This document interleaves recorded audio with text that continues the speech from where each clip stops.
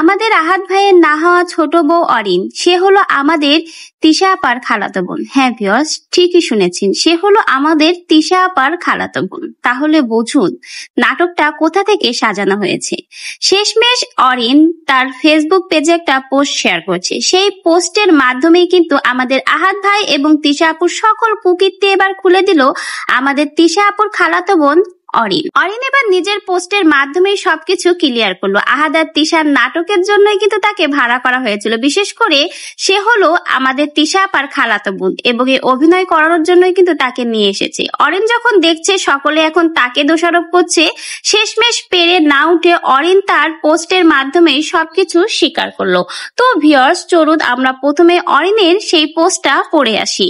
তিশা আপু আমার খালাতো বোন, তারা সবাই মিলে এই নাটক সাজিয়েছে, মাঝখান দিয়ে আমাকে খারাপ বানিয়ে দিল, কিন্তু একদিন সব সত্যি সামনে আসবে।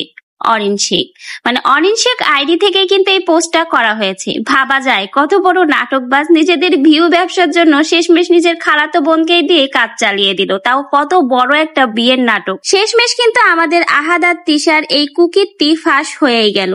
কথাই আছে না, মিথ্যা কোনোদিন ঢাকা থাকে না, ঠিক তাই হলো। শেষমেশ অরিন সকলের চাপের মুখে এসে নিজেকে যখন দেখছে সকলেই খারাপ বলছে, তখন আর না পেরে সত্যটা ফাঁস করেই দিল যে সে তিশার খালাতো বোন। ভাবা যায় কত বড় নাটক করে গেছে এরা, মানে এমন ভাবে নাটকটা প্রেজেন্ট করেছে দেখে মনেই হবে যে আসলে এটা সত্য। কতটা পারফেক্ট নাটকবাজ।